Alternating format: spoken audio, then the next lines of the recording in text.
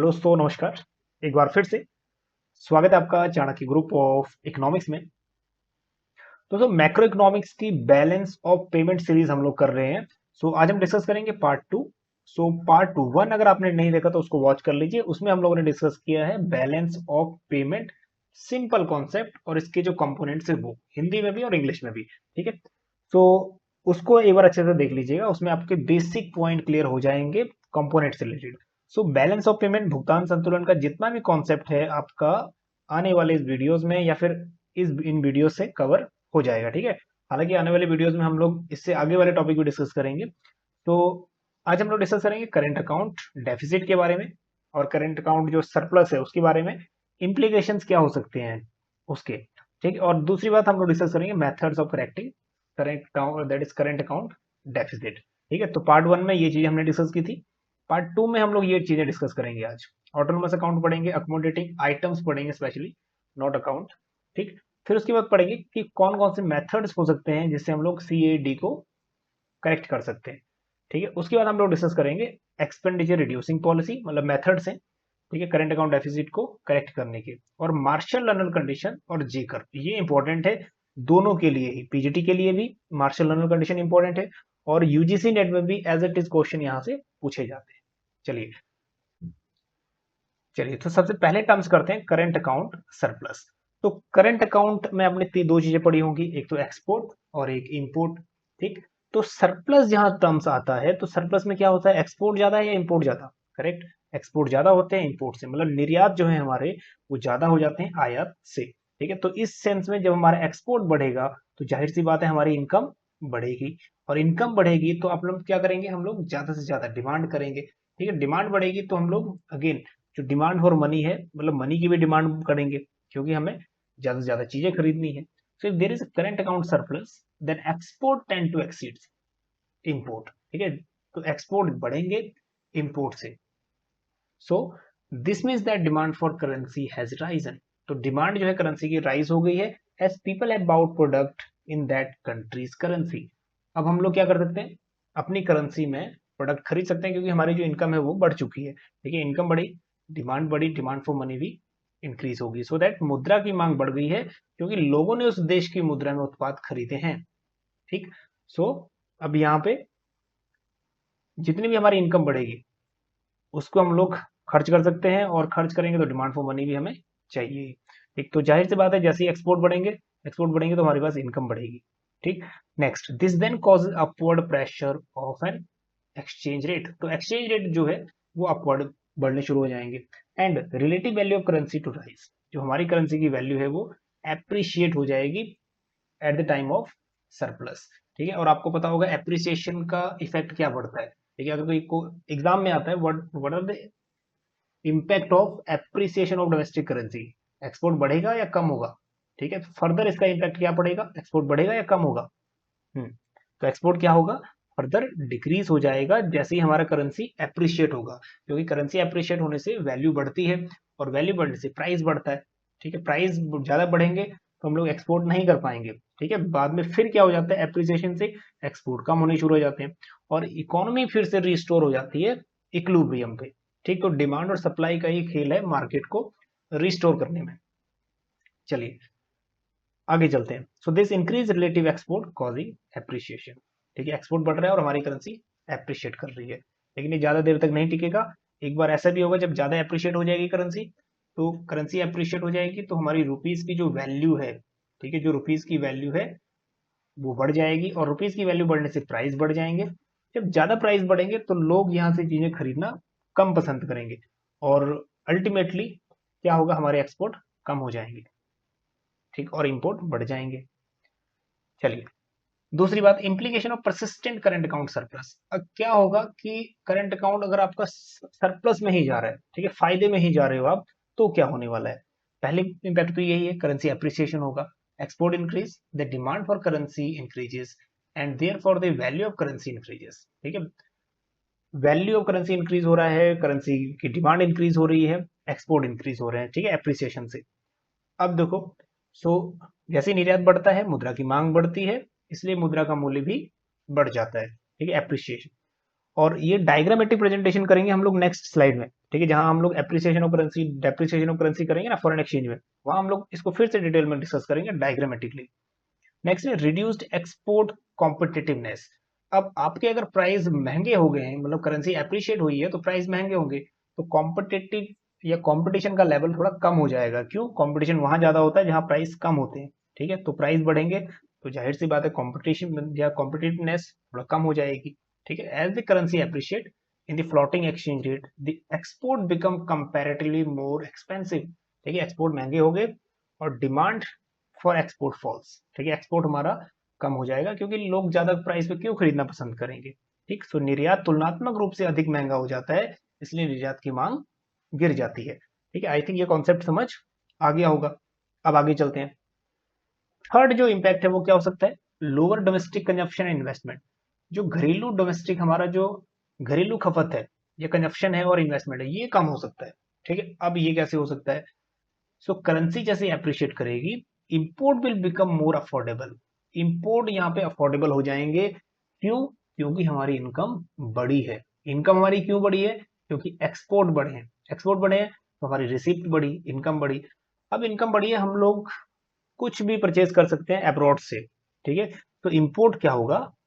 Affordable हो गया, तो इंपोर्ट बढ़ेगा।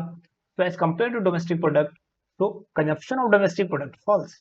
अगर हम फॉरेन प्रोडक्ट को इंपोर्ट करेंगे तो डोमेस्टिक प्रोडक्ट को कौन खरीदेगा, ठीक है, जो आजकल मोबाइल इंडस्ट्री में हो रहा है। हार्डली एक या दो इंडस्ट्री होंगी मोबाइल की जो इंडियन है, ठीक है, बाकी सब हम लोग जो यूज कर रहे हैं, कोई सैमसंग यूज कर रहा है, शोमी यूज कर रहा है, या फिर जो हम लोग, या फिर कोई आईफोन है। इंडियन ब्रांड बहुत कम है। इंटेक्स किसके पास है? अभी किसके पास नहीं होगा। लावा फोन किसके पास है? ठीक है, माइक्रोमैक्स किस मार्केट से डिराइव आउट हो चुके हैं, ठीक। सो क्योंकि पैसा आ गया हमारे पास, पैसा आ गया तो हम लोग फॉरेन की चीजें खरीद रहे हैं। So the appreciation can also deter foreign investment from abroad as it become more expensive, ठीक है। जब करेंसी अप्रिशिएट होगी, सो जो फॉरेन इन्वेस्टर्स हैं, ठीक है, तो वो भी क्या हो जाएगा, फॉरेन इन्वेस्टमेंट थोड़ा एक्सपेंसिव हो जाएगा। तो विदेशी निवेश को भी रोक लग सकती है क्योंकि यह अधिक महंगा हो जाएगा ड्यू टू करेंसी एप्रिसिएशन। तो करेंसी एप्रिसिएशन का हमेशा नुकसान भी बहुत ज्यादा देखा गया है। इसीलिए गवर्नमेंट क्या करती है? डीवैल्यूएशन करती है, ठीक है, करेंसी का डीवैल्यूएशन कर देती है, जानबूझ के रुपीस की वैल्यू को कम कर देती है, ठीक है। तो अभी तक डीवैल्यूएशन 1948 या 1946 टू 1949 एक बार हुआ है, फिर 1966 में हुआ है, फिर 1991 में हुआ है, ठीक है, 1991 में दो टाइम जानबूझ के वैल्यू कम की गई है। क्यों? ताकि हमारी एक्सपोर्ट बढ़ सके और बीओपी जो है हमारा बैलेंस हो सके। चलिए नेक्स्ट आपका करंट अकाउंट डेफिसिट। अब चालू खाता, जो चालू खाता है वो घाटे में क्यों रहता है? जाहिर सी बात है, जब एक्सपोर्ट कम होंगे इंपोर्ट ज्यादा होगा तो घाटे में चला जाएगा। अब बिल्कुल अपोजिट इसके इम्पैक्ट होंगे। तो this indicates the country is net borrower to rest of the world. मतलब हम नेट बोरोवर हैं या फिर हम लोग बाहर से चीजें मंगा रहे हैं रेस्ट ऑफ द वर्ल्ड से। तो usually implies the current account is small, therefore the country mainly import products, ठीक है, ज्यादा हम लोग इंपोर्ट कर रहे हैं प्रोडक्ट्स को, तो इसलिए क्या होगा, हम ज्यादा से ज्यादा आयात करेंगे तो करंट हमारा जो इंपोर्ट है वो ज्यादा होगा एक्सपोर्ट से, और हमारी इकोनॉमी क्या हो जाएगी, डेफिसिट में चले जाएगी, बीओपी डेफिसिट में चला जाएगा। So overall it means less income is flowing into the country. अब हमारी कंट्री में तो मनी कम फ्लो कर रहा है, लेकिन हमारा पैसा कहाँ चला जा रहा है? करेक्ट, कहाँ? विदेशों में, ठीक है। तो दैट कुल मिलाकर इसका मतलब यह है कि बाहर की तुलना में देश में कम आय हो रही है, ठीक है, इनकम यहाँ कम हो रही है, लेकिन हम लोग कहाँ भेज दे रहे हैं उसको? फॉरेन में। चलिए अब बात करते हैं इम्प्लीकेशन। क्या इफेक्ट हो सकते हैं अगर करंट अकाउंट डेफिसिट परसिस्टेंट रहा, जो इंडिया में हो रहा है परसिस्टेंट। अगर हम बात करें, ठीक है, 1950 से लेके अब तक भी, ठीक है, 2020 21 थोड़ा सा पॉजिटिव हो गया था कुछ, लेकिन अभी भी वो भी इस कारण से कि कोविड की वजह से इंपोर्ट नहीं हो पाया था, ठीक है, प्रॉपर। 1950 से 2021 तक अगर हम बात करें तो परसिस्टेंट हमारा करंट अकाउंट डेफिसिट में ही रहा है, ठीक। अब इसका मेन कारण क्या है? ठीक है, number one, exchange rate. So the country should automatically depreciate. तो हमारे एक्सचेंज रेट में क्या इफेक्ट पड़ेगा? ऑटोमेटिकली जो हमारी करेंसी है at the time of that is BOP deficit, मतलब करंट अकाउंट डेफिसिट, हमारा डेप्रिशिएट हो जाएगी वैल्यू, ठीक है। This will then help to rectify the deficit as export become cheaper relative to imports. अब जो करेंसी हमारी ऑटोमेटिकली डेप्रिशिएट हो रही है, ऑटोमेटिक वैल्यू इसकी कम हो रही है, तो इसका फायदा भी है। इसका फायदा ये होगा कि रुपीस कम होगा वैल्यू, तो इसका प्राइस भी कम होगा। प्राइस अगर कम होगा तो एक्सपोर्ट बढ़ेगा या कम होगा? करेक्ट। तो प्राइस कम होगा तो एक्सपोर्ट क्या होगा? बढ़ेगा।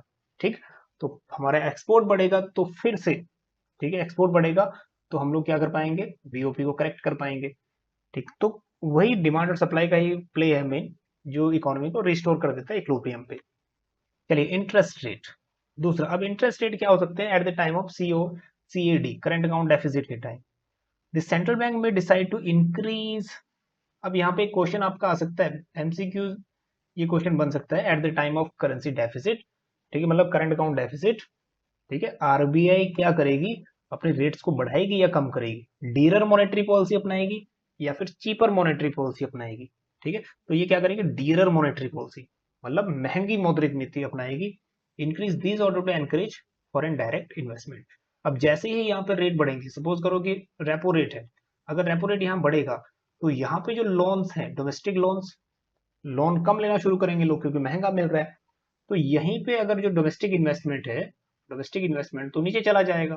ठीक है, अब इंसेंटिव किसको मिलेगा? ठीक है, लोन कम होगा तो इन्वेस्टमेंट भी कम हो रहा है।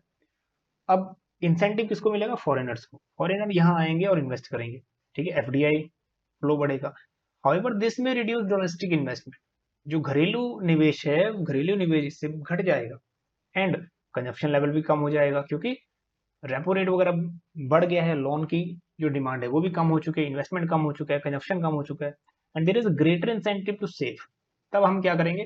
पैसा सेव करने की सोचेंगे। ठीक है, then spend which could lead to lower level of growth. ठीक है, तो हम लोग सेव करेंगे, चाहे एफडी में करें चाहे बैंकों में करें, लेकिन हाँ, हम लोग क्या करेंगे? इन्वेस्ट करना पसंद नहीं करेंगे, क्योंकि महंगा हो गया रेपो रेट या बैंक रेट वगैरह। चलिए, आई थिंक ये भी समझ आ गया होगा कॉन्सेप्ट। आगे चलते हैं। तीसरा जो करंट अकाउंट डेफिसिट का इफेक्ट हो सकता है, इनडेप्टनेस। अब हो सकता है कि ये डेफिसिट को पूरा करने के लिए आप कंटिन्यूअसली उधार मांग रहे हो किसी से। ठीक, so if the current currency that is country is having to borrow in order to finance the CAD, अगर करंट अकाउंट डेफिसिट को आप उधार लेके पूरा कर रहे हो, तो जाहिर सी बात है आप पे क्यूमुलेटिव एक डेप्ट बन जाएगा। ठीक है, तो कर्ज क्या हो जाएगा? जमा होता रहेगा, तो उसका भुगतान करने के लिए आप असमर्थ हो। ठीक है, अनेबल टू पे it back, so default.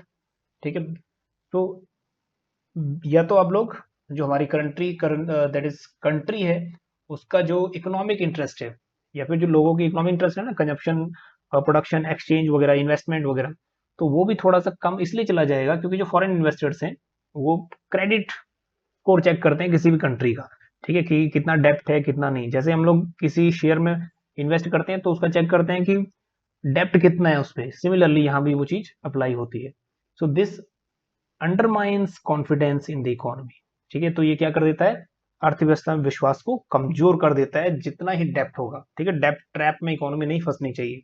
So they may be enable to get any future loans. ठीक है, फ्यूचर लोन्स उसको नहीं मिल सकते फिर किसी कंट्री को, अगर वो, ठीक, अगर विश्वास या फिर जो अगर ट्रस्ट है वो थोड़ा सा वीक हो रहा है इन्वेस्टर्स का, ठीक है, उस कंट्री के ऊपर। चलिए, सो आगे देखते हैं सप्लाई साइड पॉलिसीज। अभी जितने भी पॉलिसीज हम लोग कर रहे हैं ये supply side policies. So in order to improve the country productivity, in order to improve its export competitiveness in the international market. अब हम सप्लाई साइड हम लोग सीधा चलते हैं मेन पॉइंट पे। ठीक है, सो नंबर 1 है method to resolve current account deficit. क्या क्या मेथड हम लोग यूज कर सकते हैं? नंबर 1 मेथड है expenditure reducing policy.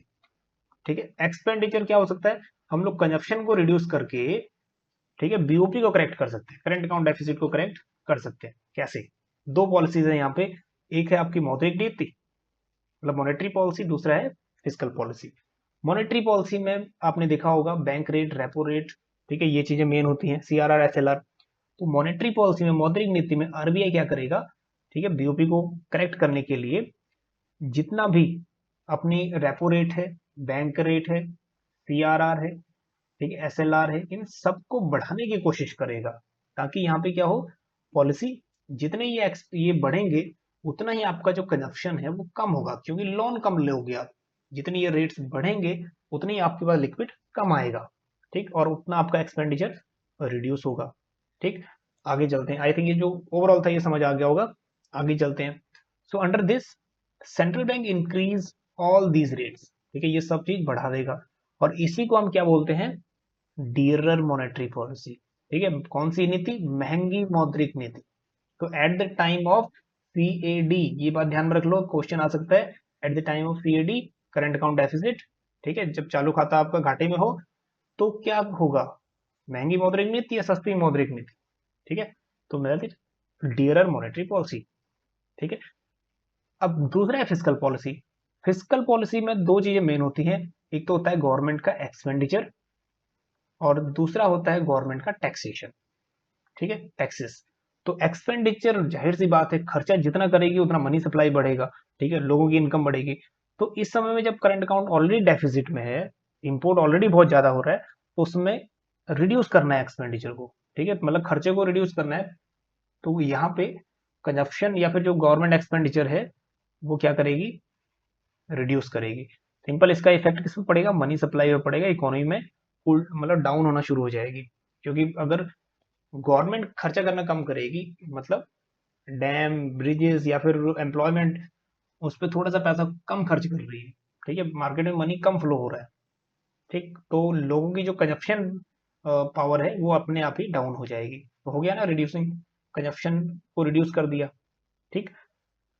So fiscal policy refer to policy under which government use its expenditure program, revenue program and debt program, ठीक है। तो तीन चीजें हैं, एक एक्सपेंडिचर मतलब जिसमें वो व्यय कर रही है, राजस्व जो हम कर मतलब जो टैक्सेस है, और डेप्ट ऋण प्रोग्राम, ठीक है, डेप्ट। तो तीन चीजें मतलब बोरोइंग वगैरह, ठीक। So the most important instrument on the income side is a change in taxation. सबसे इंपॉर्टेंट ये है कि टैक्सेशन में थोड़ा सा चेंज कर दो, जिससे हमारा जो डिमांड पैटर्न है वो कम हो सकता है। जाहिर सी बात है, टैक्स क्या करेगा, बढ़ाएगा या कम करेगा, करेक्ट, टैक्सेस को क्या करेगा, बढ़ा देगा, जिससे डिस्पोजेबल इनकम, जो इनकम हम खर्च कर सकते हैं वो क्या होगा, कम हो जाएगा। चलिए, so that an increase in direct taxes को बढ़ा देगा, तो जिससे हाउस होल्ड इनकम कम हो जाएगा, ठीक है। एंड डिक्रीज इन इनकम में lead to reduction in saving, हमारी सेविंग कम हो जाएगी, but part of it will most certainly lead to reduction in consumption, और इससे क्या होगा, जो खपत है डेफिनेटली उसमें कमी आएगी, और जो मेन करंट अकाउंट डेफिसिट था वो इंप्रूव होना शुरू होगा, क्योंकि कंजप्शन ही कम करोगे तो इंपोर्ट भी कम मंगाना पड़ेगा, ठीक। So government will reduce expenditure, और जो अपने खर्च है ना गवर्नमेंट, उनको भी कम कर देगी, और खर्च कम करेगी तो उसको बोरोइंग कम लेना पड़ेगा, ठीक है, डेप्ट। चलिए नेक्स्ट पॉलिसी करते हैं, एक्सपेंडिचर स्विचिंग पॉलिसी। तो फर्स्ट में देखा आपने एक्सपेंडिचर रिड्यूस किया था, सेकंड पॉलिसी में एक्सपेंडिचर को स्विच करेगा, मतलब रिड्यूस नहीं करेगा, स्विच करेगा, ठीक है। सो कॉन्सेप्ट गिवन है एच जी जॉनसन, ये इंपॉर्टेंट है, आ सकता है डायरेक्ट। तो इसका मतलब ये है, switching expenditure from foreign product, जो चीजें फॉरेन में प्रोड्यूस हो रही थी जिसको हम लोग मंगा रहे थे, अब उसका हम लोग क्या करेंगे, कंजप्शन पैटर्न उसी को चेंज कर देंगे डोमेस्टिक मतलब होम प्रोड्यूस्ड गुड्स में, ठीक है, जिसको हम बोलते हैं इंपोर्ट सब्सटीट्यूशन। सेम वैसा ही गुड्स हम लोग बनाएंगे जो हम पहले फॉरेन से मंगा रहे थे, ठीक। सो इसका अर्थ यह है कि विदेशी उत्पादित वस्तुओं से व्यय को घरेलू उत्पादित वस्तुओं पर स्विच करना, ठीक है, ताकि फॉरेन चीज हमें ना खरीदनी पड़े। सो इससे क्या होगा, marginal propensity to spend will be less than unity. तो हमारी जो मार्जिनल प्रोपेंसिटी है, ठीक है, सीमांत प्रवृत्ति है हमारी फॉरेन प्रोडक्ट खरीदने की, वो क्या हो जाएगी, लेस देन यूनिटी। और इससे जो हमारा बैलेंस ऑफ पेमेंट है वो इंप्रूव हो जाएगा, सुधर जाएगा बीओपी, ठीक।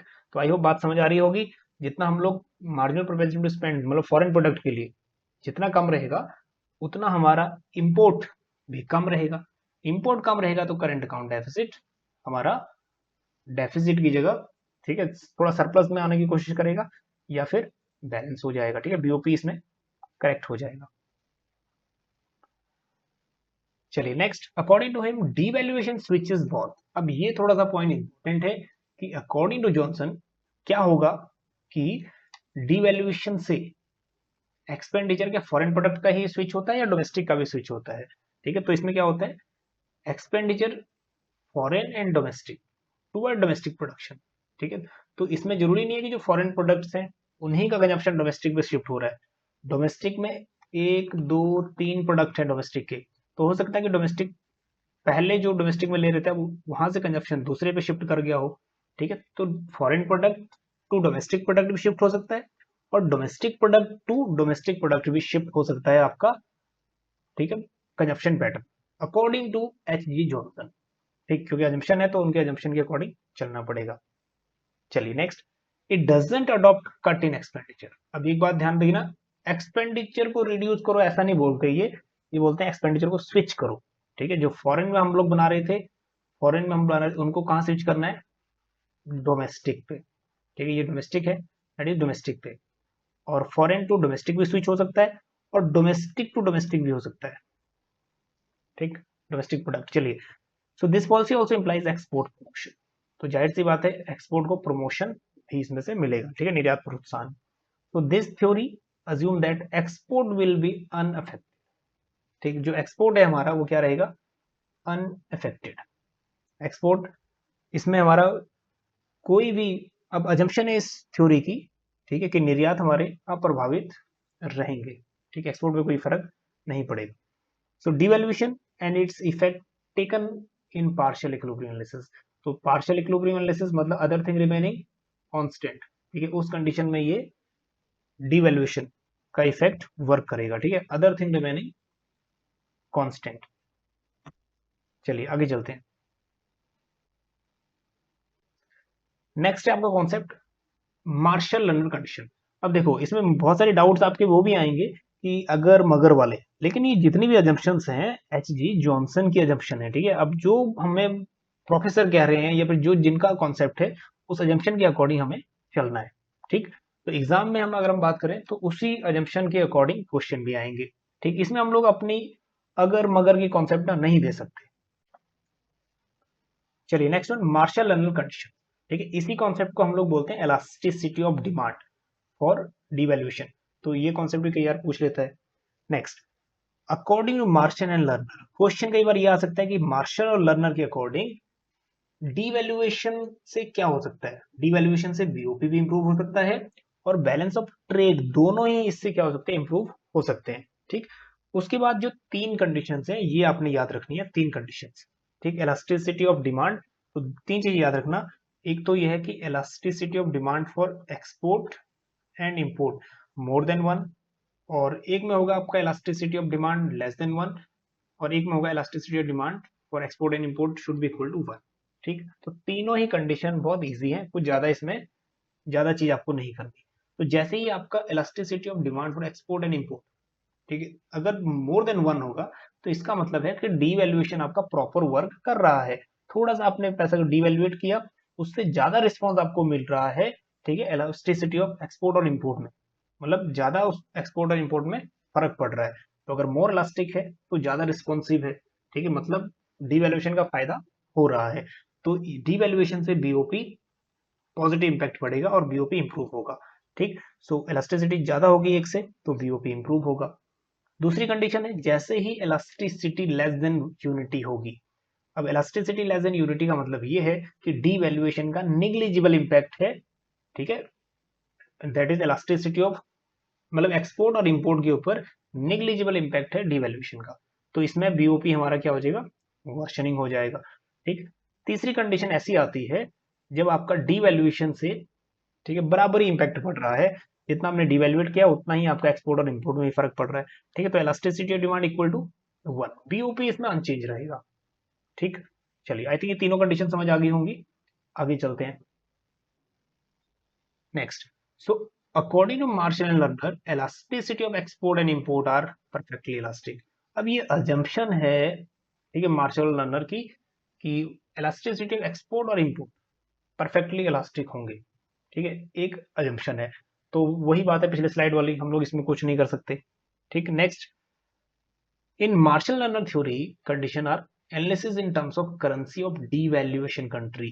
अब अगर आप लोग मार्शल लर्नर कंडीशन पढ़ रहे हो या फिर थ्योरी पढ़ रहे हो, तो आपने इस थ्योरी को पढ़ना है किसके पॉइंट ऑफ व्यू से, जो कंट्री की करेंसी डीवैल्यूएशन हो रही है उसके पॉइंट ऑफ व्यू से, या तो उसके पॉइंट ऑफ व्यू से पढ़िए या फिर फॉरेन करेंसी के पॉइंट ऑफ व्यू से पढ़िए, ठीक है, क्योंकि ये जो थ्योरी है पार्शियल इक्विलिब्रियम की है, दोनों कंट्री के पॉइंट ऑफ व्यू से आप नहीं पढ़ सकते, ठीक, तो एक कंट्री को आपको कांस्टेंट रखना पड़ेगा।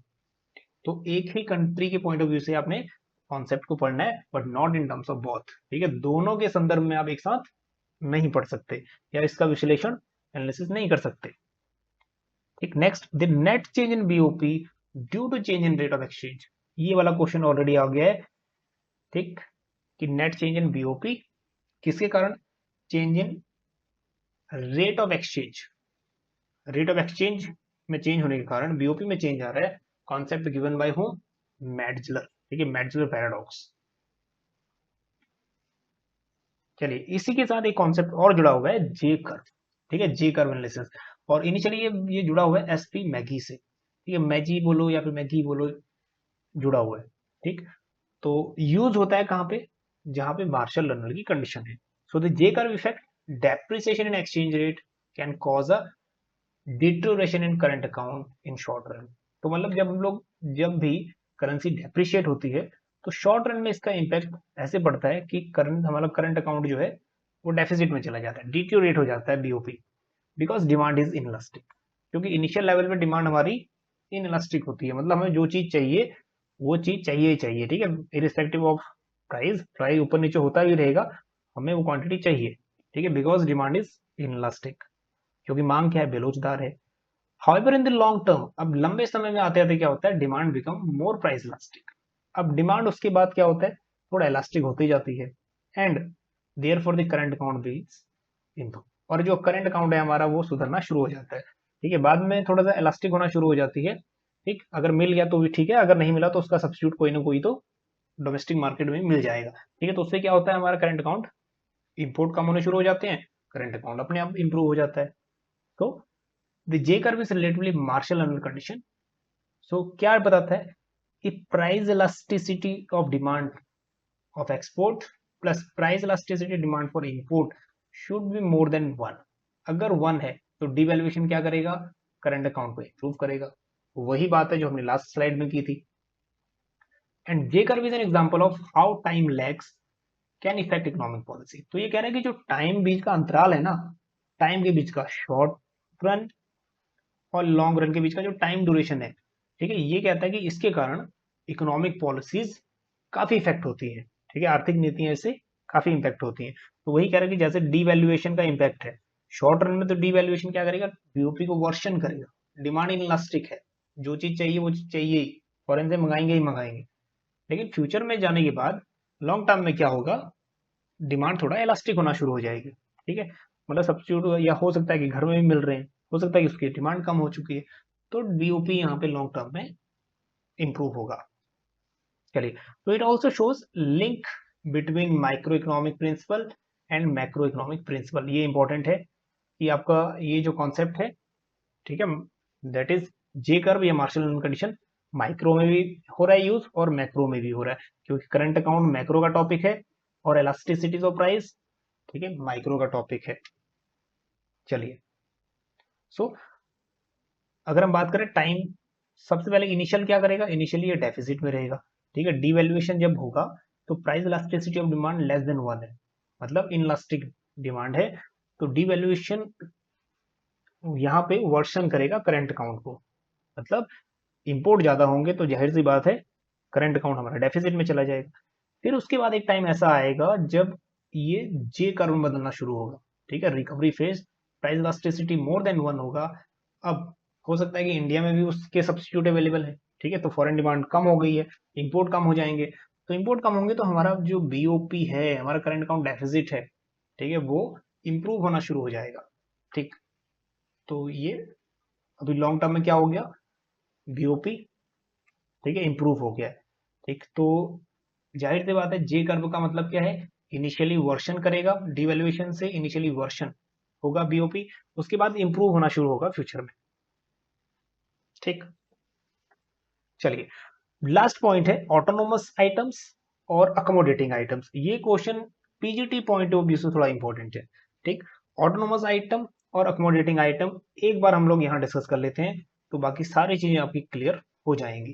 ठीक है, अब सपोज करो ये है आपकी एक लाइन, जो आप लोग, हम अकाउंटेंसी की शीट आप प्रिपेयर करते होंगे, जो भी अकाउंट्स के स्टूडेंट्स होंगे, ठीक है, तो दो आइटम आप लोग करते हो, क्रेडिट साइड, डेबिट साइड, या फिर above the line, below the line.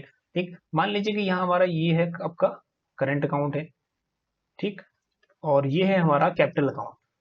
अब ये सारा इमेजिनरी है।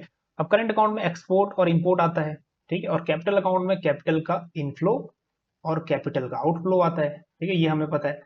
अब एक कंडीशन ये देते हैं कि करंट अकाउंट में जो है आपका एक्सपोर्ट हमेशा एग्जैक्ट बराबर नहीं रहेगा इंपोर्ट के, ठीक है, कभी ज्यादा होगा कभी कम होगा, ठीक है, एग्जैक्ट तो हो ही नहीं सकता क्योंकि वो बहुत ब्रिलियंट बिलियन ट्रिलियन में होता है, एग्जैक्ट नहीं हो सकता, ठीक है, मतलब यहाँ इकोनॉमी क्या है, इम्बैलेंस है, ठीक। और यहाँ मेनली क्या देखा जाता है, कैपिटल इनफ्लो या तो ज्यादा होगा या फिर कम होगा। तो मेनली ये चीज जो हो रही है एक्सपोर्ट इंपोर्ट, यहाँ हम लोग क्या सोचेंगे, एक्सपोर्ट ज्यादा हो या इंपोर्ट, करेक्ट सोचेंगे एक्सपोर्ट ज्यादा हो ताकि हमें प्रॉफिट हो, ठीक। तो इन सब चीजें, ये ऊपर वाली लाइन है यहाँ से ऊपर, ये सब चीज प्रॉफिट पॉइंट ऑफ व्यू से है, यहाँ इम्बैलेंस होता है, ठीक। और यहाँ पे जो मूवमेंट है एक्सपोर्ट और इंपोर्ट का मूवमेंट इंटरनेशनली होता है, कैपिटल इनफ्लो कैपिटल आउटफ्लो, ठीक है, इंटरनेशनल मूवमेंट होता है। अब देखते हैं बिलो द लाइन, ये बिलो द लाइन क्या है, जितनी भी अरेंजमेंट होगी, जो भी अरेंजमेंट कौन करेगा, जो सेंट्रल अथॉरिटी है या फिर आरबीआई है या फिर गवर्नमेंट है, अब उसका काम क्या है, इन सब ट्रांजेक्शन को बैलेंस करना, ठीक है, हालांकि बैलेंस नहीं होती, हम बोलते हैं ना BOP always in equilibrium, last time हमने किया था, ठीक है, अगर डेफिसिट होगा तो आरबीआई अपनी तरफ से देगा, ठीक है। अब मान लो इस दोनों अकाउंट का जोड़, ठीक है, डेफिसिट में आ गया, ठीक, बीओपी डेफिसिट में चला गया, कितना, 20 करोड़, ठीक। तो आरबीआई 20 करोड़ क्या करेगा, अपनी जेब से देगा 20 करोड़, और यहां ऐड कर देगा, ठीक है, 20 करोड़, ठीक है। तो बीओपी हमारा क्या हो जाएगा, बैलेंस ऑफ पेमेंट, बिल्कुल बराबर, मतलब हो जाएगा एक बैलेंस, ठीक। तो बिलो द लाइन जितनी ट्रांजेक्शन है उसको हम बोलते हैं अकोमोडेटिंग आइटम्स, ठीक। सो एक बार डिटेल में पढ़ लेते हैं। Autonomous item, number 1, consideration of profit. सबसे पहले ऑटोनोमस आइटम जो है इनको हम क्या बोलते हैं, अबव द लाइंस, ठीक है, जितने भी अबव लाइन, इस लाइन के ऊपर जितनी ट्रांजेक्शन आपको दिख रही है वो सब ऑटोनोमस आइटम्स है, ठीक है, ऑटोनोमस आइटम्स है। और इस लाइन के नीचे आपको जितनी दिख रही है आइटम्स, ठीक है, जो बैलेंस करने के लिए की गई है, वो आरबीआई के द्वारा दैट इज अकोमोडेटिंग है, ठीक। चलिए, तो जो अबव द लाइन है ये एक तो प्रॉफिट पॉइंट ऑफ व्यू से है, ठीक। नेक्स्ट है बीओपी इम्बैलेंस, सरप्लस या डेफिसिट, ठीक है, बीओपी हमेशा इम्बैलेंस रहेगा, या डेफिसिट में रहेगा या फिर सरप्लस में रहेगा, ठीक है, अबव द लाइन। नेक्स्ट है the movement of goods across the border, जितने भी इसमें गुड्स या फिर सर्विसेज हैं वो अक्रॉस द बॉर्डर हो रही है, मतलब एक्सपोर्ट और इंपोर्ट क्या होता है, अक्रॉस द बॉर्डर होता है, ठीक है, तो ये भी ठीक है। और inflow outflow across the border होता है, ठीक, और ये अबव द लाइन, ठीक। अब देखते हैं अकोमोडेटिंग। नंबर 1, अकोमोडेटिंग क्या है, consideration of, that is or not, or free from the consideration of profit, profit का माइनस में नहीं देखा जाता क्योंकि आरबीआई इसको सिर्फ बैलेंस करने के लिए, ये क्या होता है मेन इसका, रिस्टोर, बीओपी, बीओपी को बैलेंस करना होता है, ठीक। And involve the movement of goods across the border, do not involve, कोई इसमें इन्वॉल्व नहीं रहती गुड्स एंड सर्विसेज को की, एक्सपोर्ट और इंपोर्ट की। इन्वॉल्वमेंट किसका रहता है, ऑफिशियल रिजर्व का, ठीक है, ऑफिशियल रिजर्व विद आरबीआई, ठीक। सरप्लस होगा, अगर बीओपी सरप्लस में होगा, बीओपी पॉजिटिव है तो ऑफिशियल रिजर्व बढ़ेगा, ठीक है, अगर बीओपी नेगेटिव है तो आरबीआई को अपनी जेब से देना पड़ेगा तो रिजर्व कम होगा, ठीक। और अकोमोडेटिंग आइटम्स को बोलते हैं बिलो दी लाइंस, ये बिलो दी लाइन जितनी भी आइटम्स हैं जो बैलेंस करने के लिए की गई हैं इकोनॉमी को, बिलो द लाइन, ठीक है, आरबीआई कर रही है जो, ठीक, उसको बोलते हैं accommodating items. So I hope कि ये चीजें समझ आ गई होंगी आपकी, ठीक। पीडीएफ को डाउनलोड कर लीजिएगा, लिंक डिस्क्रिप्शन में दे दूंगा, एक साथ ही आपको पीडीएफ मिल जाएंगी, ठीक है, दोनों पार्ट 1 पार्ट 2 के। नेक्स्ट में हम लोग डिस्कस करेंगे पार्ट 3। अब ये भी थोड़ा शानदार वीडियो होने वाला है, इसमें भी हम लोग फॉरेन एक्सचेंज रेट डिटेल में डिस्कस करेंगे विद डायग्राम्स, ठीक है। चलिए मिलते हैं आपको नेक्स्ट वीडियो में, तब तक के लिए अपनी जो लेवल ऑफ प्रिपरेशन है शानदार रखिए, मिलते हैं आपको नेक्स्ट वीडियो में। इन सभी पार्ट का एमसीक्यू सीरीज भी बहुत जल्दी हम लोग अपने यूट्यूब चैनल पे लेके आ जाएंगे। चलिए मिलते हैं आपको नेक्स्ट वीडियो में, बने रहिए चाणक्य ग्रुप ऑफ इकोनॉमिक्स के साथ। Thank you so much.